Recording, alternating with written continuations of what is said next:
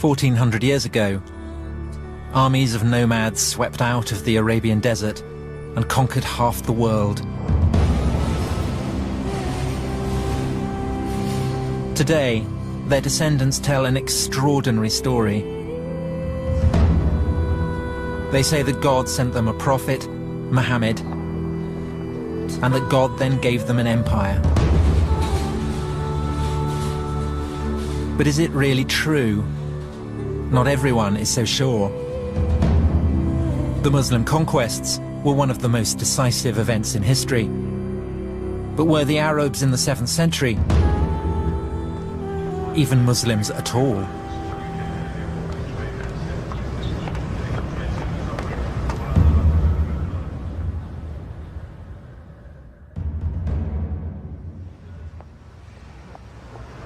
My name's Tom Holland. I'm a historian. I write about ancient empires, so Persian, Greek, Roman empires. And now I want to write about the most influential of all the ancient empires, the empire founded by the Arabs in the 7th century, the empire that gave us Islam. I thought that it would be a relatively simple matter. It's been said that Islam was born in the full light of history.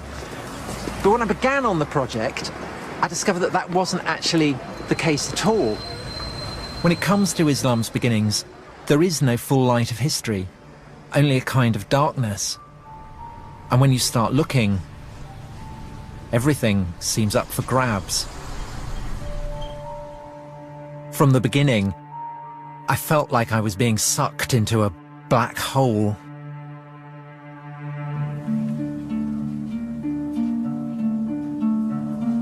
The problem of writing the history of the rise of Islam is that we have absence of evidence and we have nothing on which to tell a story.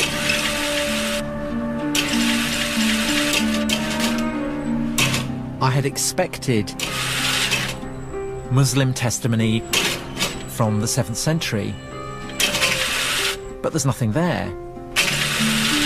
I can't find anything.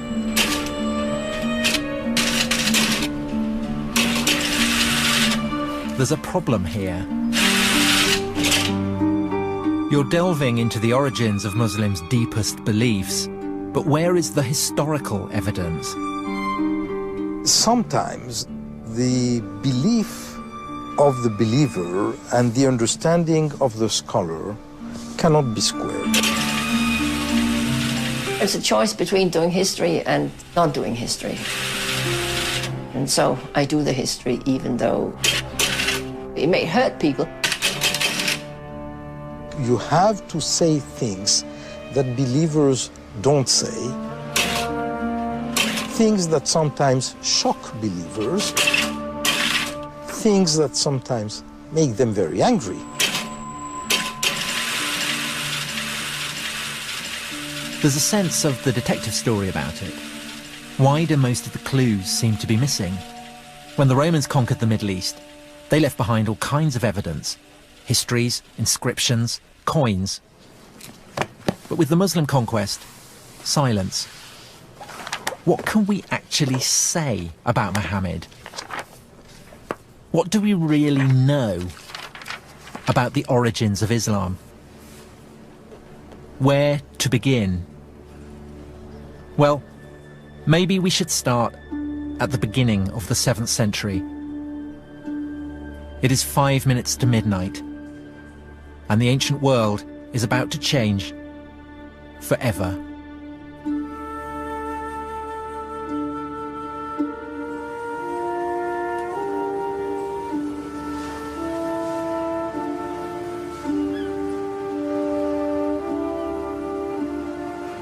This is Istanbul. In 632, it was Constantinople. For 300 years, the capital city of the Roman Empire. A Christian city at the heart of a Christian world.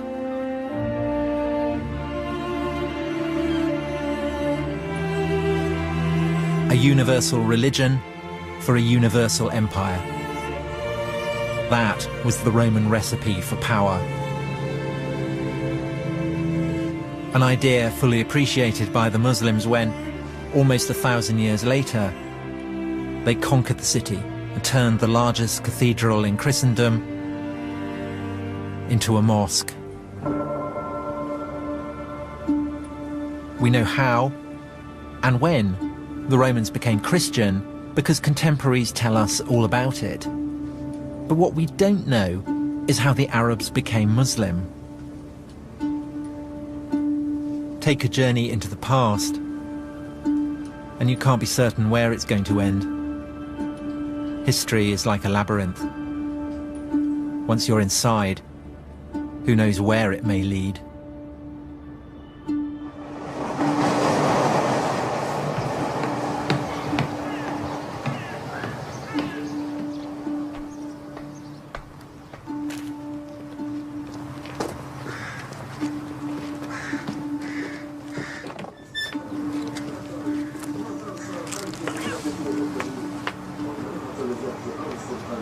So here we are, the great palace of the Roman emperors of Christian Constantinople.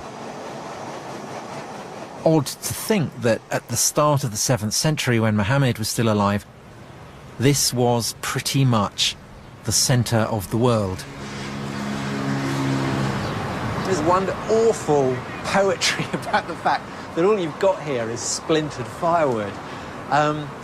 Because what this is something that's been smashed to smithereens, and what it preserves just the faintest trace of is what was at the time the hub of the greatest power on the face of the earth. So this is the White House, it's where the emperor lives, it's the Pentagon, it's the heart of the defense establishment, it's the Supreme Court, it's where laws are drawn up and made and issued, all in this one place that dominates Constantinople, the city of Constantine, the first Christian empire, the greatest city in the world. And now it's all gone. And it's in some bloke's garden. You've got the road on the one side, you've got the train on the other. And the only thing to be seen is a cat.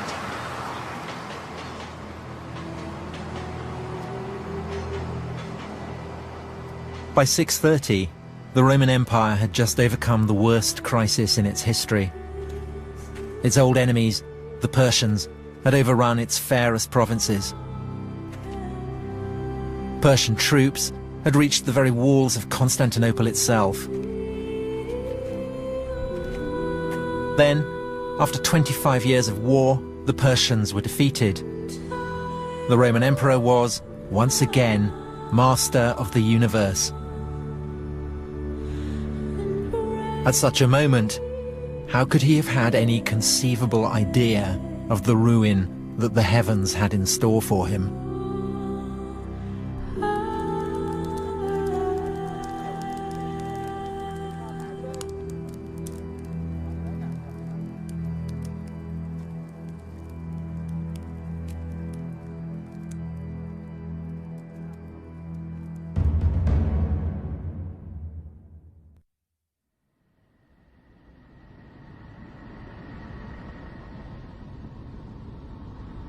Professor, can someone like myself, who is not a Muslim and who does not believe that God spoke to Muhammad, ever hope to fathom the truth of the origins of Islam?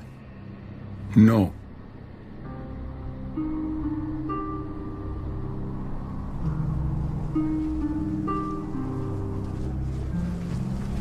العرب نعم الرسول عليه الصلاة والسلام كان عربيا. Bedouin, the face of the Arab conquest. The shock troops who, in the 7th century, swept out of Arabia and forged a colossal empire spanning half the world. And here in the desert, no one doubts that the conquerors were indeed Muslim. تركوا كل الدنيا، ما فكروا في التجارة، ما فكروا في الحياة، ما فكروا في أبناء.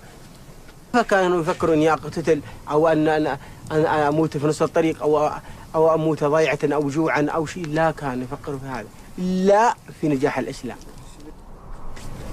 Everything was for Islam. That's what they say today. The victories, the conquest, the empire. But how do we know Islam even existed back then? ثبت الدين وثبت كل شيء والحمد لله احنا ماشيين على سنة الحسن على سنة الرسول. المسلمين هذه كلها من ذرية. يعني هذه احنا من ذرية الناس والله.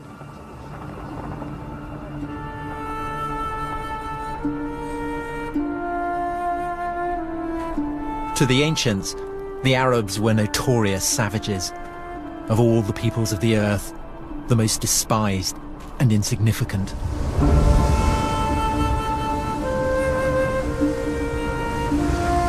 Yet after 10 years, in the first half of the 7th century, they deprived the Roman Empire of her richest provinces, crushed the Persian Empire, and taken possession of most of the Middle East. A staggering achievement. For most Muslims, a miracle. Only God could have made it happen. Bedouin Arabs, they're the margin of history during the Roman Empire. That through such a people, the whole of North Africa and Spain should be transformed in just a few decades, and a whole new civilization created within a century from China to France.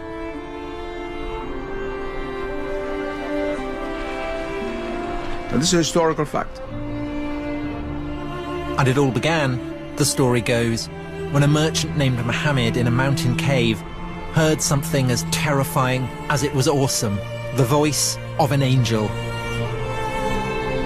O Muhammad, thou art the apostle of God.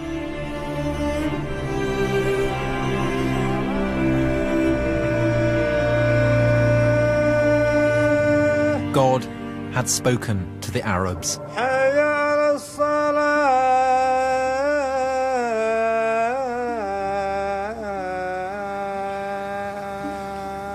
Allahu Akbar.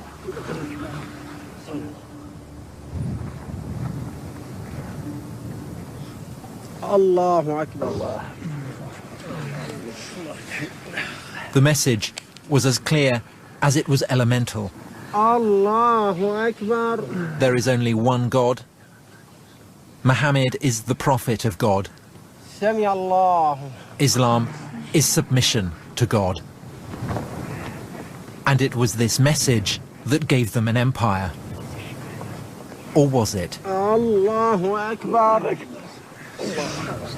No one doubts the conquests really took place. But the question is, was it because of Islam? If you were a Christian or a Jew or follow another religion for whom a similar reality exists, it'd be easier to make a jump. There's a very famous Arabic proverb which says, not being able to know something is no proof that it doesn't exist.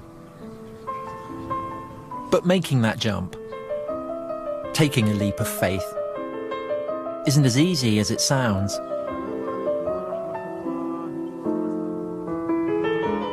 In Western universities, historical research is all about skepticism and doubt. And just as earlier generations of scholars turned a penetrating spotlight on the life of Jesus, so now some are taking a radical new look at the life of Muhammad. Patricia Kroner is a professor at Princeton. She is one of a number of historians whose research into the roots of Islam has sharply divided the world of early Islamic studies. You cannot reject the Muslim story, she wrote, but you cannot accept it either. The only solution is to step outside of the Islamic tradition and start again. There is a curtain as regards Muhammad that you can't get behind. What do we know about him and his life? Well, we know that he existed. We know that he was active somewhere in Arabia. We know that he's associated with the book, the Quran. He was the one who uttered it. But it doesn't get us to what actually happened, which is what, of course, a historian would like to reconstruct. We have absence of evidence. We have the Quran, and you can't tell the story of the basis of the Quran. We have various early non-Muslim sources. They don't add up to a story. We have nothing. We have this one book out of a nothing. There's complete darkness. But here, that's not the way they see things. The Bedouin think they know everything about Muhammad. His character, his wives, even his favourite food. This is a whole world founded on stories of Muhammad. كان يعيش الرسول على الجمال، وكانت هي الوحيدة الذي يتنقل عليها البدو والأجمال والإسلام، وإحنا على هذه نعيش ونتحمل الصبر إن الصبر كويس، ونصبر على الماء على الظما والأكل والجوع، ولكن هذا يعاني فيها الرسول وكانت الجيش لأجل الإسلام، لنصبر هذا الصبر، لنقطع هذه الصحاري، لننشر كلمة الإسلام إن شاء الله. But the problem is, how do we know this was what it was like? How can we separate what really happened from the hearsay and the myths? Do we know, did the Prophet Muhammad come here, Huna? Yes, وعنده كان خرج من مكة إلى مناطق الشام وجاء على منطقة فجلس في شجرة في الصفاوي. Was there a tree? Was Muhammad even a travelling merchant? The evidence is almost non-existent. The earliest biographies we have were written nearly 200 years after Muhammad's lifetime. In most religions, the tradition was handed down through oral history for millennia. This is put aside. That was called positive history. The oral tradition is completely negated. Well, oral tradition means that you remember what you want. Some of it must be history, and most of it is clearly not history. It's just that they have been reshaped, rethought. They have been taken out of their original context, serving new functions. They've been cleaned up by all kinds, or cleaned up or messed up, if you like, by all kinds of interests that people have in the memory. If supposing there is no written text of the time of the Prophet mentioning his name, the same is true of Christ. The same is true of Moses. That doesn't mean anything because there's always the oral tradition. Sometimes if you have other sources from other points of view, you can suddenly see what it is that's been changed, and then when you can see that, you can also see why it has changed. But because Islam arose in a relatively remote corner of the world, we don't have these checks. We don't yet have the key that can unlock the tradition.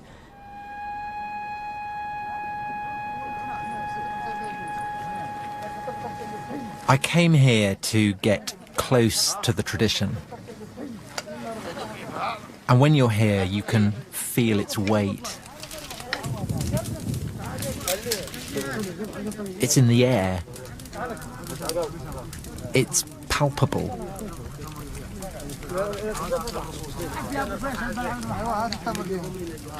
It can't just be brushed aside. Millions upon millions of people believe it. This is their history. An entire moral universe has been built around the stories told of Muhammad هذا أيام الجاهلية قبل الإسلام. كان الواحد يوم تجيه بنت خوفا يا تعمل عيبة وكذا إلى آخره يذبحها، لأنها عار، يجيب لها عار ويجيب لها منتقد بين البشر. فيجيب البنت ويدفنها ويحيى، بعد ما يدفنها ويحيى صح. عمر بن الخطاب له بنت وجابها وده يدفنها، حفر لها وده يدفنها، جاء الرمل على شاربة من هون، جابت بيدها قامت تقول بالرمل كذا مش يعني مش، حفر لها ودملها. جاء سيدنا محمد صلى الله عليه وسلم أوقف كل الأعمال هاي.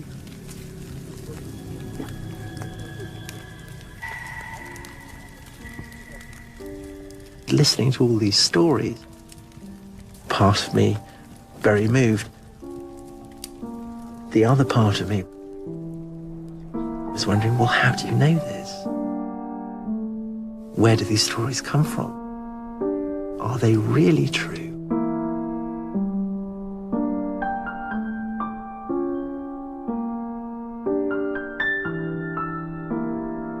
Gradually in the West,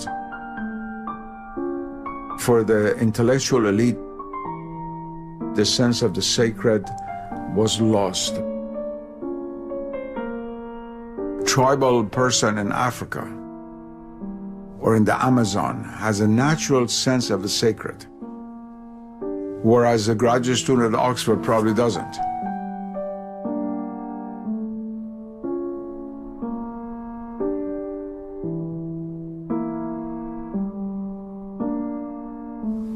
الله أكبر.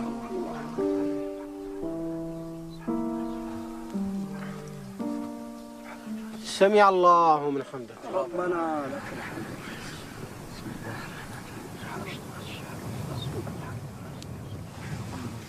الله أكبر. الله أكبر. سبحان الله. الله أكبر. الله أكبر. يا رحمة الله. الله أكبر.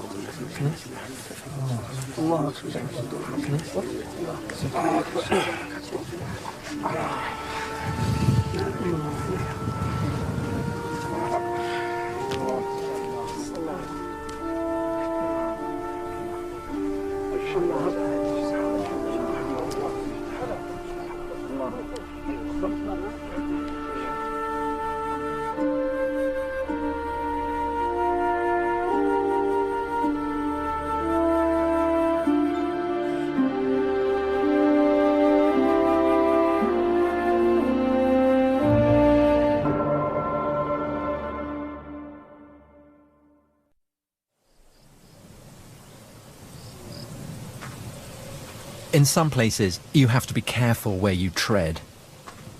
Muslims believe that from the very beginning, the great Arab conquests were all about Islam. But in the 7th century, you can barely find a new religion called Islam anywhere in the historical record. And that's why I've come here. This is Jerusalem. They've been building walls here for a long time.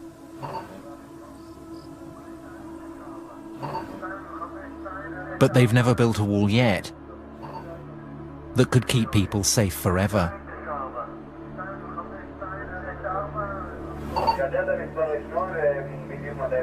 Historically, the capital city of God has always been one of the world's most conquerable places.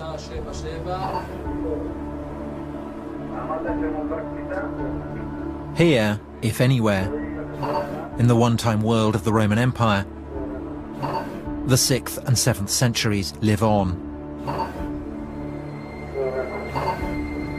The same intensities, the same anxieties.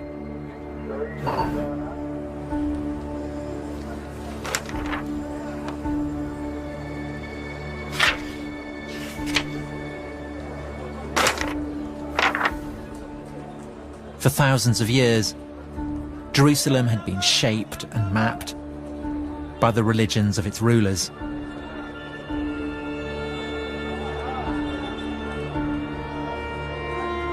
When the Jews ruled, they built a gigantic temple which dominated the city. Later, when the Roman Empire became Christian, Jerusalem was transformed into the world center of Christian pilgrimage. Look at the street plan now, and you saw a map of a Christian world. The Jews were gone, airbrushed out of the picture. The Romans constructed a new Holy of Holies, the Holy Sepulchre, a vast cathedral raised over the traditionally accepted site of Jesus' crucifixion.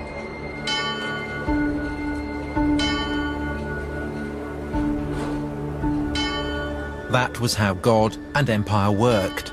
The Roman Empire believed in God, and God believed in the Roman Empire.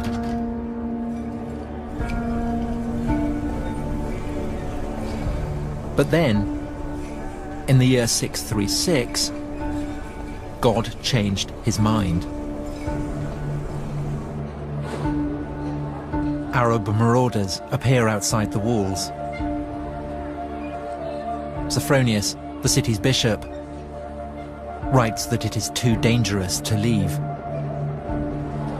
The Arabs were closing in, and there was nothing people of Christian Jerusalem could do about it except to stay where they were, look out from their walls, and await the arrival of the Arabs.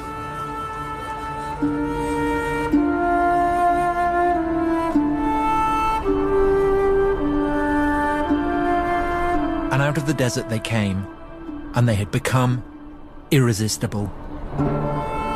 In 636, they beat a Roman army at Yarmouk. Soon after, they beat a Persian army at Qadisiyah. Both empires too weak after their own long wars to resist the Arabs. They marched into the richest provinces of the defeated empires. And less than 5 years after the death of Muhammad, they set their eyes upon the promised land.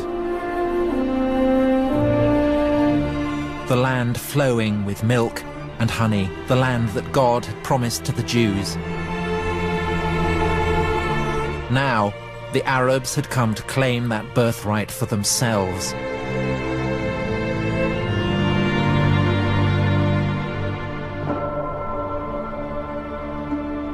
The children of Israel had made it a Jewish land.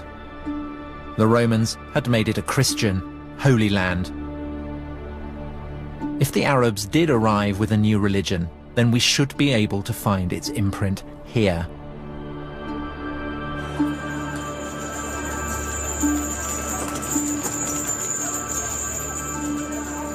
Contemporary Christian sources confirm that late in the 630s, the Arabs took over Jerusalem by peaceful negotiation. But what they don't say is what the conqueror's religion was. The truth of the matter is we don't know what was the true religion of the first Arab conquerors. We have a problem because this group of people from Arabia is tiny, and they're ruling over much larger populations who are very well versed theologically, of Christians and Jews and Zoroastrians, but very sophisticated religious ideas. Why would these populations not have risen up in rebellion against their Muslim rulers if these Muslim rulers are trying to impose something totally different that was hostile to their own beliefs? What were the Arabs up to? What were their motives? We know they called themselves believers, but believers in what? Certain Christian contemporaries tell us that the Arabs believed in a single God and that they followed a guide or instructor. But in general, their understanding of what the Arabs believed was deeply confused. Was it a form of Judaism or some kind of Christianity? Or did they have a whole new religion of their own? for the Jews as well as for the Christians. These are people coming from the desert. They don't know who these people are. They don't really know what they believe. They hear things. But perhaps there was a clue.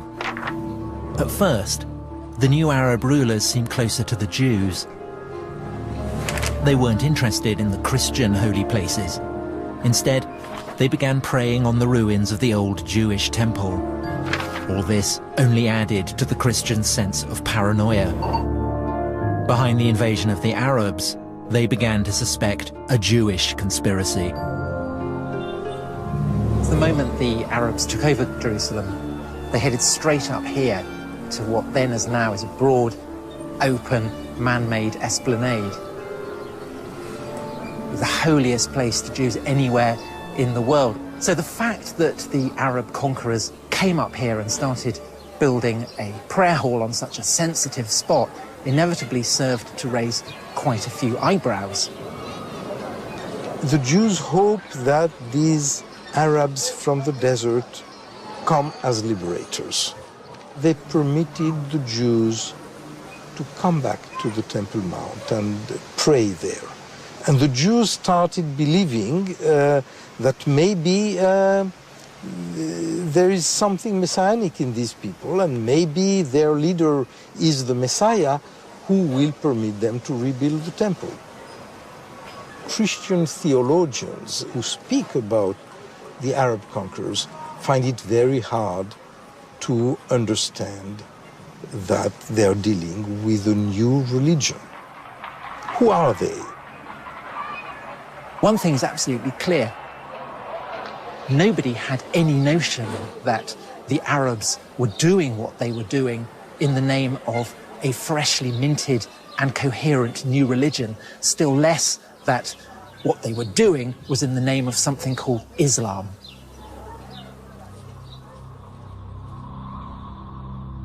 So did Islam even exist in those early years after Muhammad? In Jerusalem, 30 years after the conquest, it was business as usual. There were Christian pilgrims in the streets. The churches were full. Ancient religions were practicing their ancient rites. But where was the prophet in all this? 30 years after the death of Muhammad, here in Jerusalem, an Arab warlord called Muawiyah was hailed as leader of the new Arab Empire. But if Muawiyah was a Muslim, then he showed precious little sign of it. The astonishing thing is that nowhere, not on his inscriptions, not on his coins, not on any of his documents, is there so much as a single mention of Muhammad.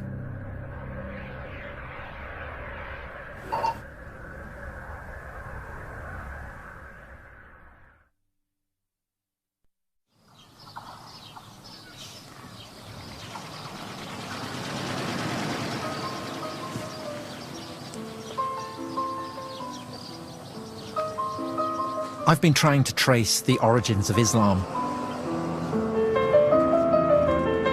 But it's a bigger mystery than I'd ever imagined. This is the Holy Book of Islam, and it's the earliest source for Islam that we have. Find out where the Quran was composed, and you find out where Muhammad was operating, and then you get a picture of where Islam might have begun. In the Quran, it tells Muhammad to follow the path trod by Abraham. Maybe that's the place to start looking.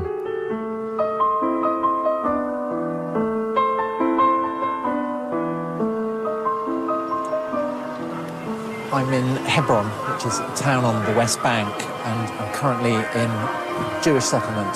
But Hebron is also very much a Palestinian city, and so the atmosphere is probably as tense as it is anywhere between Israelis and Palestinians. There are Israeli soldiers here with very large guns. And what they're guarding is this, the burial place of Abraham.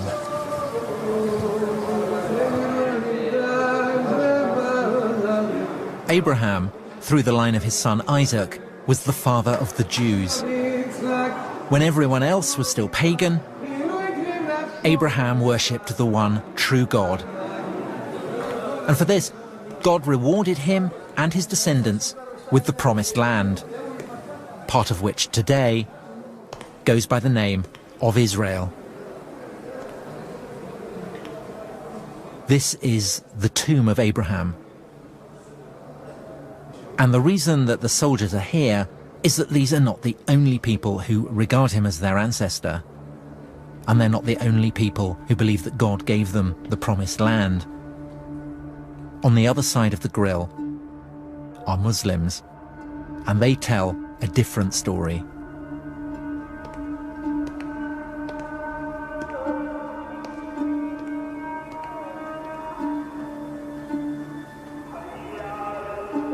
This is the Muslim side, and the reason they revere Abraham is because, as well as Isaac, he had another son,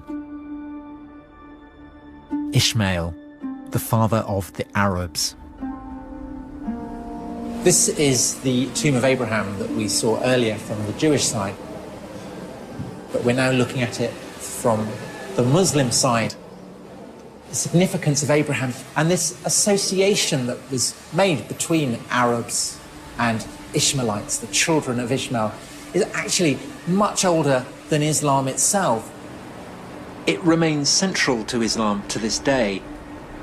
According to Muslims, Abraham is their prophet, and the religion he founded was not the religion of the Jews, but Islam.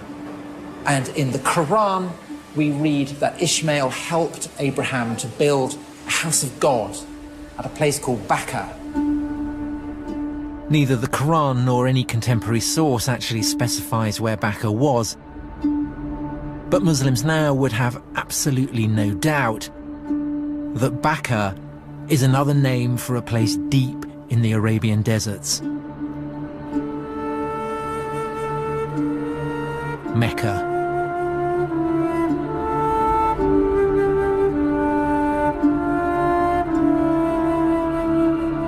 The holiest city in Islam, the birthplace of Muhammad. This is the largest mosque in the world.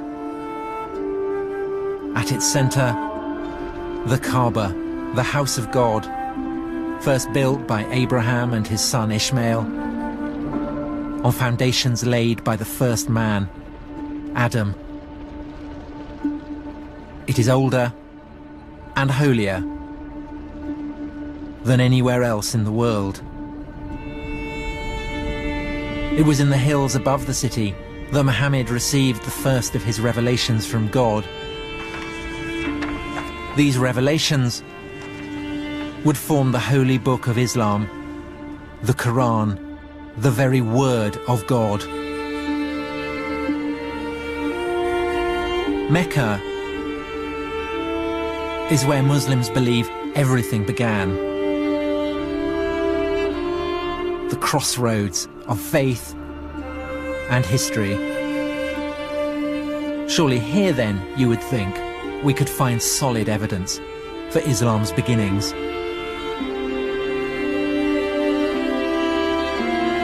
But there is a problem. Aside from a single ambiguous mention in the Quran itself, there is no mention of Mecca, not one, in any datable text for over 100 years after Muhammad's death.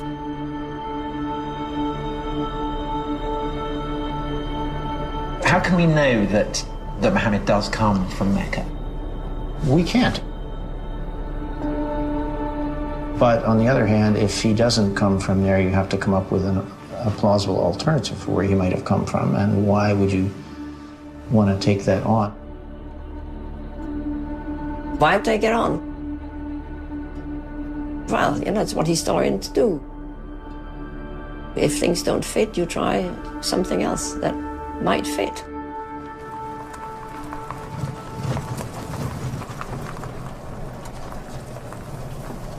Here we go. So this is it? Yeah, here we are. In the Quran, the faithful are instructed to pray in the direction of a holy sanctuary. But what it doesn't ever say is that this sanctuary stood at Mecca. And to some archaeologists, a few early mosques suggest something different. We're talking about one of the earliest examples we have of a mosque. And you date it 100 years after Muhammad? Somewhere within 100 years or so. Because here, as we go into it, you can see... This is it? This is it, yeah. This is the mosque? This is the mosque. And what you can... What you can see here, we have an apse which is not facing Mecca. It's not facing the south. It's actually facing towards the east, towards the sun rising. This is an example of the time before the direction had actually been preferred towards Mecca. So the implication of that is that at this early stage of Islam, the focus of prayer has not yet been absolutely fixed. The direction of prayer had not been well established yet. So it's a bit like the concrete hasn't yet set. It's that you can still play with it, you can still fiddle around with it, you can experiment with it. Very much so. Mm-hmm. Yeah. Wow. Not a decisive clue, perhaps. But it is suggestive that even though there are no Muslim sources, there are reports from Christian writers of the time that the Arab conquerors bowed their heads in prayer not in the direction of Mecca, but in a quite different direction. Somewhere further north.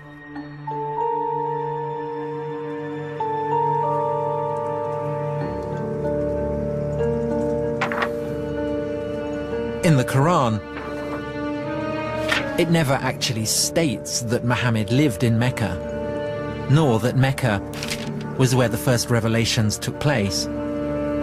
Does the material in the Quran point to Mecca being the setting for God's revelations to Muhammad? No, it doesn't. I mean, there is mention of a sanctuary. There is a sanctuary, for sure. However, where is that sanctuary? That's, of course, we can't tell. It's devilishly difficult to sort of extract what the context might have been from the text itself. In Muslim tradition, the people of Mecca are pagans, worshippers of idols. But in fact, the people the Quran describes have a deep and sophisticated knowledge of the biblical tradition. The Quran retells biblical stories and alludes to biblical stories, not just biblical, but also post-biblical developments. All this is clearly known to the audience. It suggests that what we have is a kind of response on the part of, let us say, Muhammad, to the debates that were going on in Christian and Jewish communities, where they were debating theological issues and questions that come out of the Hebrew Bible and come out of the New Testament. And the Quran seems to be an effort to engage in the discussion. And so there's a strong connection with the late antique religious discourses that were alive throughout the Near East. So it's obviously not a pagan world we're looking for. The people in the Quran worship a single God, but it then accuses them of praying to beings other than God. And there's something else. The people the Prophet addresses in the Quran are farmers, agriculturalists, but there was no agriculture in Mecca. Mecca does not have an agrarian base. In Mecca, it seems to have been quite an arid valley. If Mecca is this barren, infertile place, how is it that in the Quran, the opponents of the Prophet are described as keeping cattle and growing olives and vines? Good question. This is one of the reasons why some scholars feel that the text of the Quran is really plugged into, say, Syria. Because that's where vines and olives grow, you would find much those further in north. Geographical Syria, where you don't find olive trees in Mecca. So if Mecca wasn't the starting point of Islam, what was?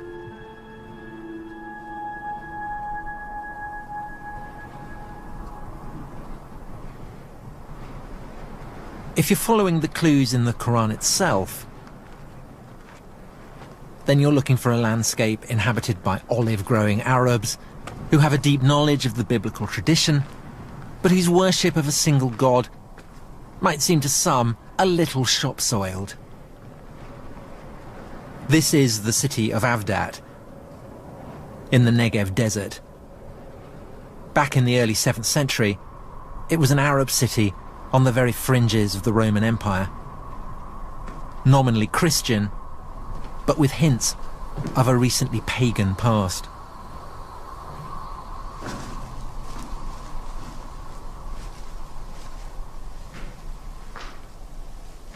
There can be no doubt that this is a Christian place of worship. There are 2 crosses on the ceiling, but there's also something very interesting in the corner, which is a bull complete with horns, and the bull is an image that very probably is drawn from much older native Arab pagan traditions. That doesn't mean that the Christians who built this were themselves pagan, but it does mean, I think, that they are giving their monotheism, their belief in a single god, a little bit of pagan colour. And that essentially is the crime that Muhammad in the Quran seems to be accusing his opponents of. But Avdat had more than the right religious complexion. It also had agriculture and olives. In the lifetime of Muhammad, all this would have been green. It would have been agricultural fields as far as the eye can see. Archaeology leaves no doubt that there was a sophisticated irrigation system here that really did make the desert bloom. And so while that doesn't mean that this Avdat is the actual spot where the Quran was composed, it does imply, I think, that the region as a whole seems to fit the wider context of the Quran better than somewhere much further south, in the arid region of Mecca.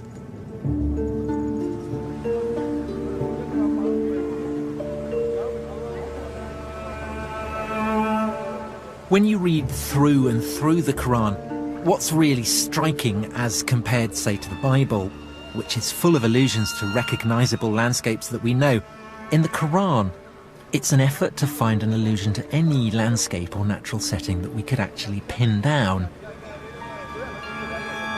In fact, in the whole of the Quran, there's really only the one exception. Not far from Avdat, a strange hint about where the Quran might actually have come from. We are on the southernmost shores of the Dead Sea, between what is now Israel and Jordan. Lot was the nephew of Abraham, and he went to settle down in a city called Sodom. And the people of Sodom were notoriously racy. Unsurprisingly, this provoked the wrath of God. He destroyed his city, and this is said to be the remains of Sodom, where the anger of God was poured down upon it. And the Quran. So also was Lot among those sent by us. Behold, we delivered him and his adherents, all except an old woman who was among those who lagged behind. Then we destroyed the rest. Truly, you pass by their sites by day and by night. But if the people being addressed by the prophet are passing this place by day and by night, then what's it doing here? 1,000 kilometers from Mecca.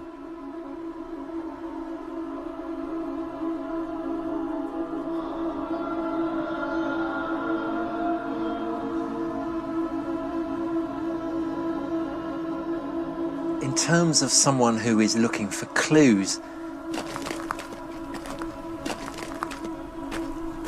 you are very much in the situation of someone who is panning for gold. And I think that this passage is just one little fleck.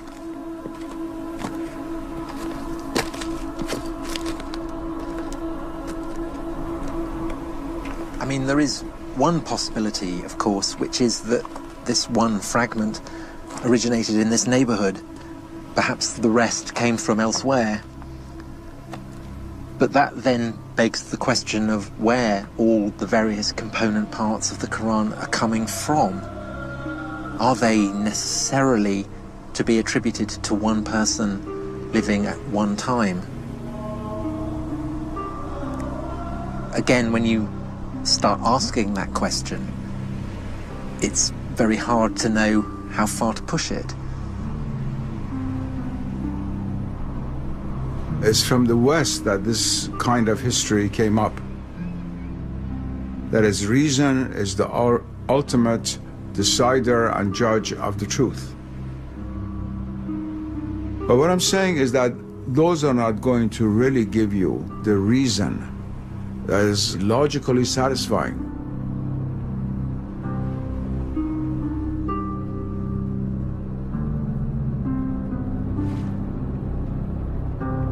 Where do you think the likeliest place of its origin? Well, that I don't know. That I don't know. I don't think I should speculate on that.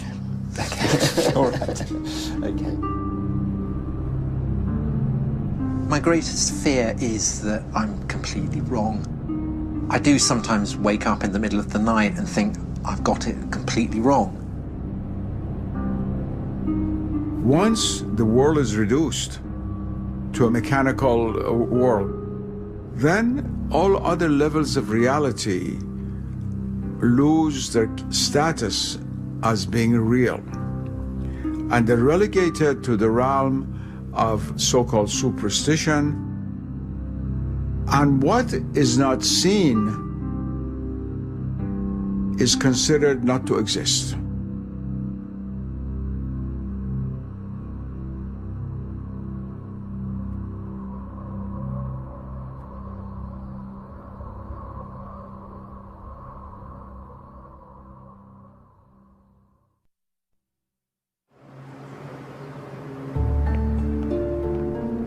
Trying to track the origins of Islam has been like chasing a mirage. The Arabs conquer half the world, but they don't talk about Muhammad. There's no mention of Mecca. So what do they do in detective stories? They follow the money. Any of these? What's the first coin that actually mentions the name of the Prophet Muhammad on the coins? Do any of these coins mention Muhammad by name? With Muawiyah.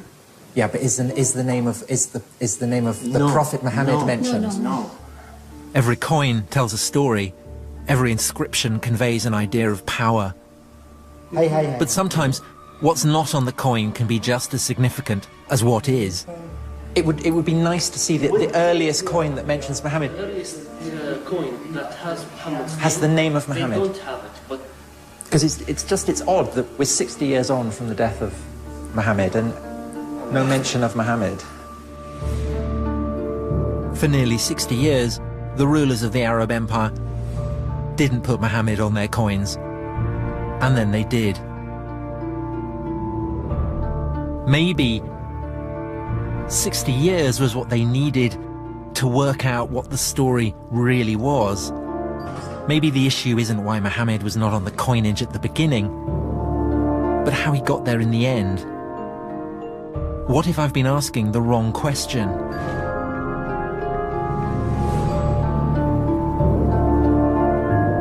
What if it wasn't Islam that gave birth to the Arab Empire, but the Arab Empire that gave birth to Islam?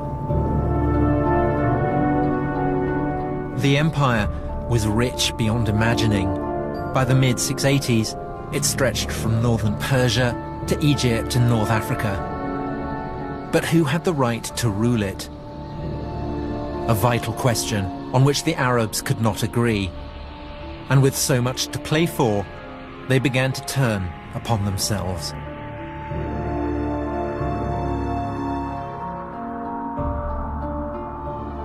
It's 680, 50 years on from the death of Muhammad. A deadly spiral of rebellion and civil war is threatening the Arab Empire with implosion. And from deep within the Arabian desert, a new claimant to the empire emerges. His name, Abdullah ibn al-Zubayr. And Ibn al-Zubayr is going to change the game. What I've got here is the coin that I was looking for in the Coin Museum, and it's stamped quite literally with the genius of Ibn al-Zubayr. It was struck in 685, 686, so that's more than half a century after the death of Muhammad. And it bears a novel and fateful slogan, in the name of God, Muhammad is the prophet of God. And so here, at last, emerging from out of the black hole, we get a mention of a Muhammad who is a prophet. And this is the first time we have it on any inscription, any surviving document. Ibn al-Zubayr had essentially realized what Constantine, the first Christian Roman emperor, had realized long before him, that it was no good the lord of an earthly empire laying claim to the favor of God unless he could absolutely demonstrate the cast iron basis on which he was making that claim. And Constantine, in his attempt to obtain that sanction, had turned to the Christian church. But Ibn al-Zubayr turns to the figure of Muhammad. Now, as it happens, Ibn al-Zubayr loses the civil war. He is defeated by a rival warlord who lays claim to the empire of the Arabs. But the discovery that the name of Muhammad can be used to buttress earthly power, that is not forgotten.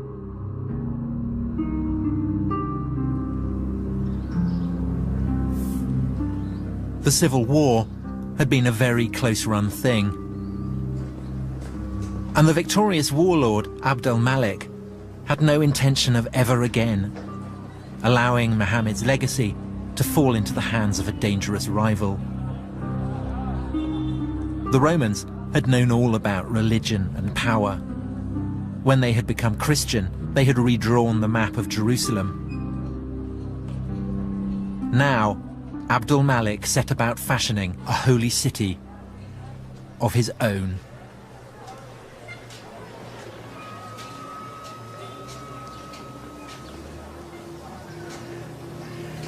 God, it's beautiful. The Dome of the Rock. It's the oldest Islamic building in existence. In design, it was Roman. And Abd al-Malik was doing something else that was Roman, plugging his dominion into the power of God. On the walls, there is an unequivocal mission statement. Religion, in the eyes of God, is Islam. There are mentions of Muhammad, quotations from the Quran. At last, something that we can recognize unmistakably as a new religion. There's a sense here of something new coming into being. There's the sense of the old, the Roman-style pillars and the mosaics. And yet, this is clearly not Roman, this is clearly not Christian. This is the beginning of something very, very potent, harbinger of a spectacular future. It was built on the very site of the old Jewish temple. Down here, the foundation stone of the world, the very junction of heaven and earth.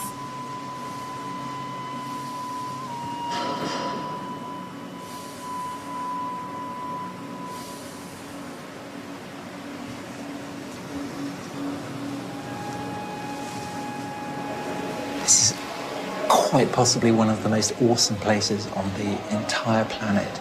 It is deeply, deeply holy, not to one, but to two great religions. It's the place where Jews believe God inhabits on earth, the Holy of Holies, the Shekinah. And to Muslims, it is the cave that Muhammad prayed in after being brought here from Mecca before he ascended to heaven to be confirmed as the seal of the prophets. So, in religious terms, this is like a sort of nuclear reactor, firing out isotopes and power.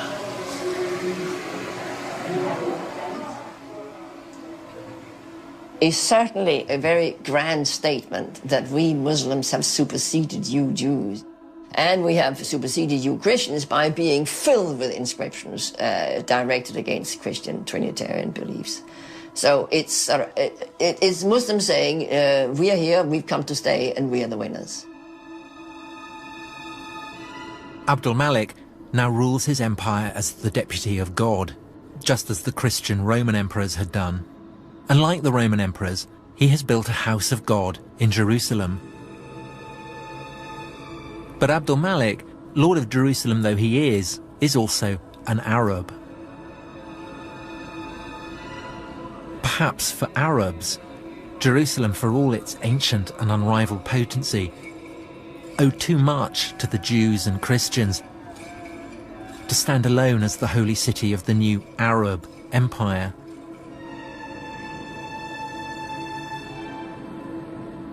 A poet at Abdul Malik's court describes him as the lord of two houses sacred to God, one in Jerusalem and one, well, he doesn't say where it is. And for 100 years after the death of Muhammad, no one says where it is.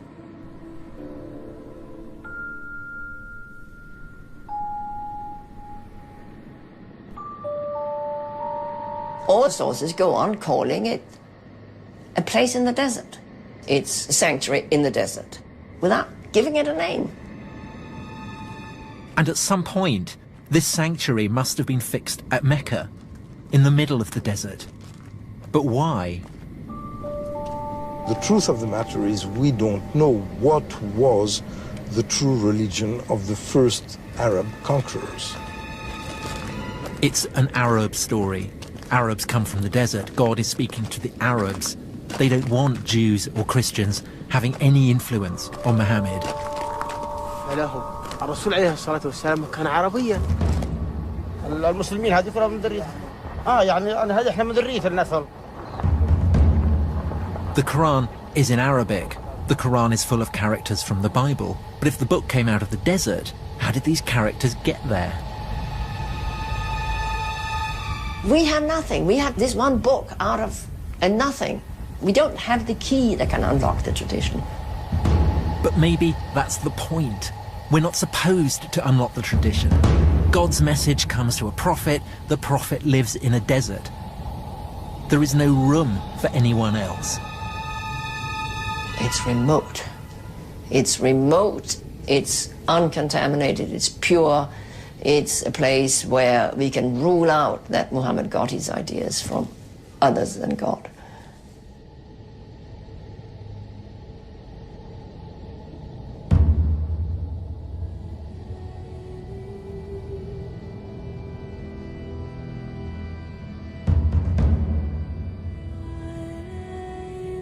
It's interesting that this rationalistic history is very weak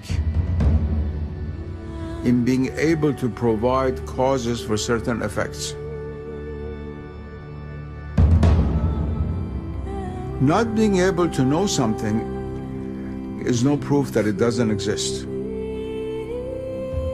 You begin by looking in the record, and all you find is emptiness. And you end up in the desert, and all you see is emptiness.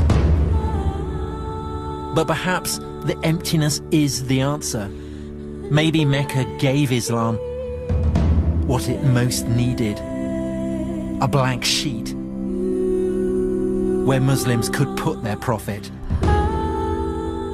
beyond the reach of history.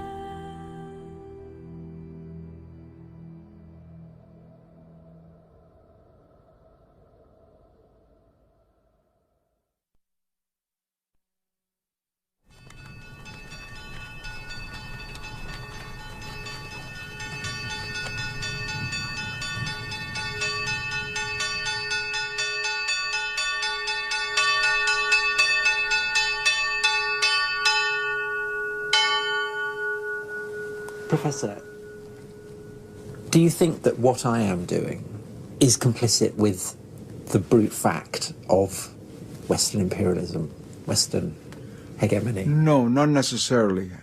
As long as you remain aware of what you're doing. If you come as a Western scholar or historian, and in all honesty, present what your worldview is, and let's say when I look at the Islamic world from this paradigm, this is what I see, and bring out why this is different from how Muslims see themselves, that I think is a very honest effort, and is a good effort. But if you try to act as a doctor to a child, take this medicine, is good for you, you don't know, you're eating the wrong thing, this is how it should be, that's where the problem begins. And the Muslim world is not going to accept that. The days when the British would bring scholars from England to teach Indians how to be Hindus and Muslims is finished. It's finished. It's true, before I began, I did have preconceptions. I was brought up a Christian, but I was also brought up in an environment that questions everything. Studying ancient history is a process of paint stripping, tearing away stories that you want to believe the literal truth of. This is supposed to be Mount Sinai, where Moses saw the burning bush, where God gave him the 10 Commandments. But there's no historical evidence for any of this. Christian monastery, Roman fortifications, the old partnership, God and empire. Between them, they turned this place into Sinai. In my heart, I want to believe it, but my head won't let me. We believed that there was a living tradition kept by the people here, that this is where God had revealed himself in an extraordinary way. How much would it matter if it turned out that this wasn't the place where Moses had received the 10 Commandments? But the spiritual encounter with God is more important. The reality is there, even if your eyes aren't open to see things in actuality. God is always present, but you're not aware of his presence. Ultimately, the city of God matters more than the city of man. Yes.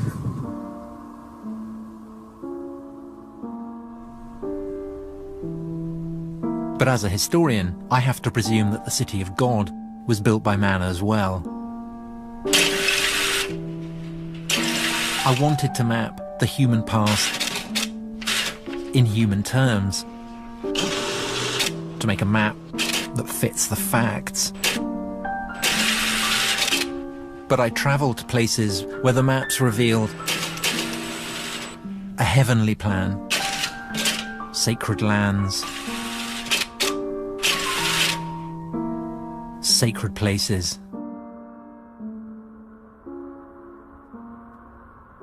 A world where you don't have to believe in God to feel the power of God.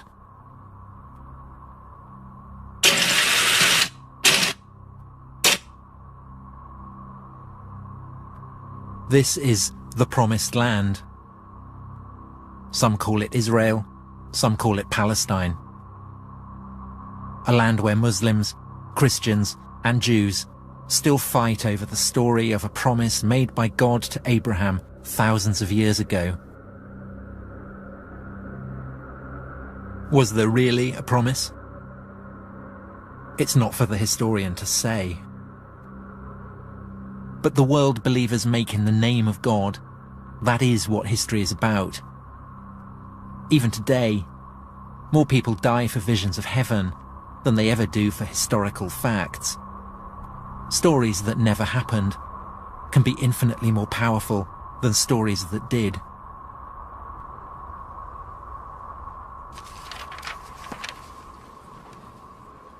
I set out to write the story of the beginnings of Islam. If you're a Muslim, then there's no problem. Everything is explained by God. But I'm not a Muslim. And I don't think that civilizations appear like lightning from a clear blue sky. What I think now is that Islam emerged from a whole range of circumstances. From the religions and the empires and the convulsions of the world that witnessed its birth. And yes, of course, it is still the case. The black hole that surrounds Islam's beginnings doesn't give up its secrets easily. But maybe we are getting somewhere. The search for the historical Muhammad, for the origins of the Quran, for the whereabouts of the first sanctuary, for the way Islam evolved out of the Arab Empire. These are pieces of a whole new story.